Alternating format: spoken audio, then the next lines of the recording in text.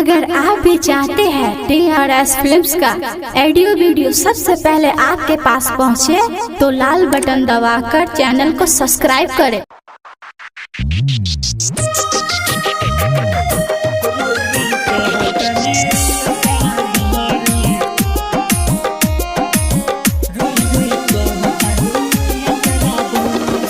Music by Raju बाबू।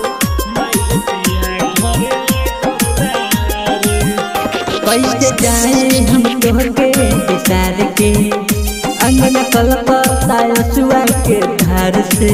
कैसे जाई हम तोहके बिसार के अंगना कलपता सुआ के धार से।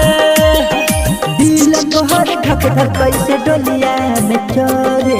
माई रे रोई रोई कहतनी अचारा धारी, माई रे पिया घरे गोरनारी।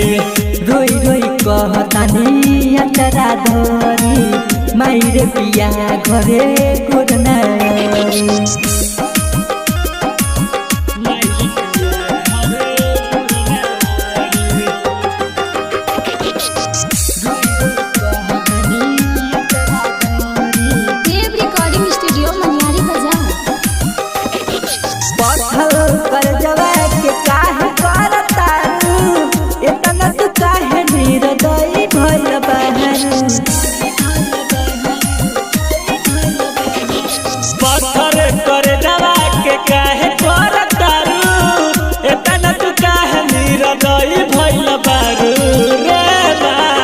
हमके भेजता दूर कैसे करबू सबूर। हमके भेजता दूर कैसे करबू सबूर। कैसे जाई पिया घर हमरा दिहुआ चला जहरी।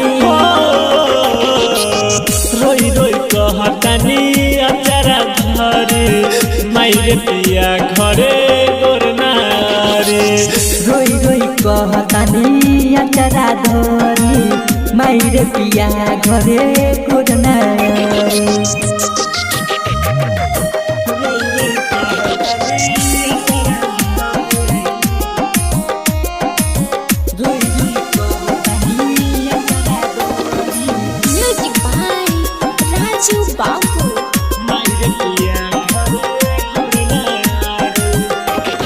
भाई बहिन के रिश्ता के तोड़लू, ना जाने कवना से नाता मोर जोड़लू। भाई बहिन के रिश्ता के तोड़लू, ना जाने कवना से नाता मोर जोड़लू। उहाँ लागी न मन धक रोहिले चरण, उहाँ लागी न मन धके रोहिले चरण। इहे बतिया सोची सोची घुट घुट के बहारी। कैसे जाई रोई रोई कहतनी अचारा धरी, माई रे पिया घरे गोरनारी। रोई रोई कहतानी अचरा धरी, माई रे पिया घरे गोरनारी।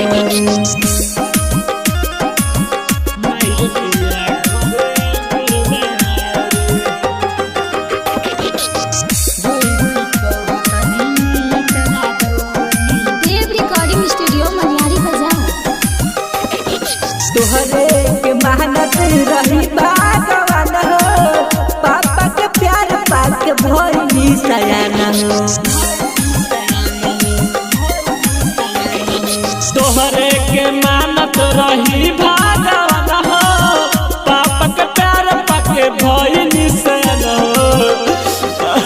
हमारा कर दू आज सुन भैया के राज। माना कर दू आज सुन भैया के राज। मिथिलेश राम जी दीवाना के याद बड़ा पहरी। माई रे रोई रोई कहतनी अचरा धारी, माई रे पिया घरे गोरनारी।